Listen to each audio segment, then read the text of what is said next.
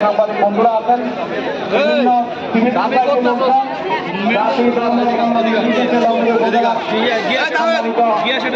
উপস্থিত পরিবন্ধনে আমি সকলকে আন্তরিক অভিনন্দন এবং ধন্যবাদ জানাচ্ছি। একই সাথে আমি আন্তরিকভাবে দুঃখ প্রকাশ করছি এবং জাতি হিসেবে আগামী নির্দেশের বড়ই লজ্জিত মনে করছি। একটি স্বাধীন সার্বভৌম রাষ্ট্রে আমার জানা নাই। সুতরাং আমি আশা করছি অতি দ্রুততম সময়ের মধ্যে এটা যদি ব্যবস্থা না হয় এই উপজেলার আমাদেরকে বাধ্য করতে হবে। এটা আমাদের অধিকার, আমাদের অধিকার আমাদেরকে দিয়ে দিতে হবে।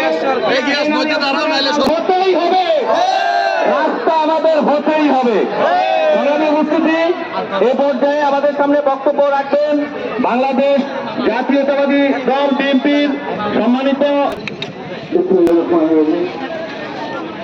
রংদু